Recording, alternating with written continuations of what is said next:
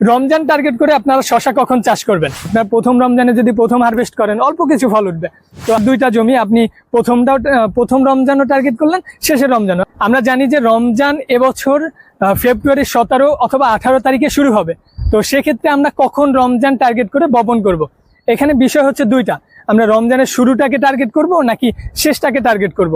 যারা শুরুটাকে টার্গেট করব, দেখা যায় যে শুরুর দিকে রমজানে একটু দামটা ভালো থাকে, প্রথম রমজান থেকে 10 রমজান পর্যন্ত দামটা ভালো থাকে। সেজন্য আমরা যারা শুরুর দিকে টার্গেট করব তারা ডিসেম্বরের শেষের দিকে গিয়া আমরা মূল জমিতে বীজ বা চারা বপন করব।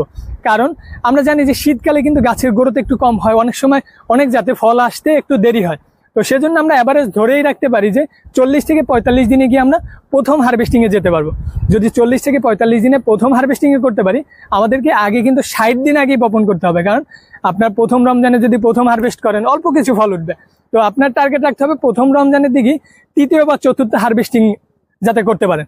ওইভাবে করি আপনি যদি 60 দিন আগে বপন করেন, ধরেন ডিসেম্বরের শেষের দিকে, সেক্ষেত্রে কিন্তু আপনার মোটামুটি শুরুর রমজান থেকে আপনার তৃতীয় চতুর্থ পঞ্চম হারভেস্ট গুলাই শুরু হবে। আর ওই টাইমটাতে কিন্তু শশার ভরপুর ফল উঠে থাকে। তো এই জন্য হচ্ছে যারা রমজান টার্গেট করে, শুরুর রমজানটা টার্গেট করে শশা চাষ করবেন, তারা অবশ্যই ডিসেম্বরের শেষের দিকে বীজ বপন করবেন।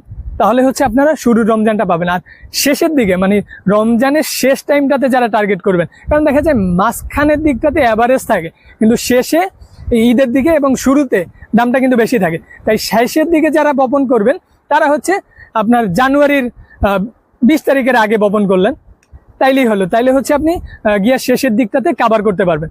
হতে পারে না আপনার দুইটা জমি, আপনি প্রথম রমজানও টার্গেট করলেন, শেষের রমজানও। আপনার 2 বিঘা জমিতে 1 বিঘাতে আপনি লাগালেন ডিসেম্বরের শেষের দিকে, আর পরের বিঘাতে গিয়া জানুয়ারির 15 তারিখের পরে লাগালেন।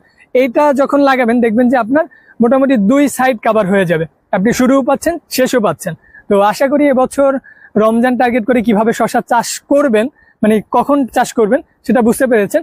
আর এছাড়াও যদি শশা চাষ সম্পর্কিত বা যে কোনো সবজি ফসল চাষ সম্পর্কিত কোনো তথ্য এবং পরামর্শ দরকার হয় বা যে কোনো প্রোডাক্টের দরকার হয়, আমাদের কাছে যোগাযোগ করতে পারেন আমাদের স্ক্রিনে দেওয়া নাম্বারে।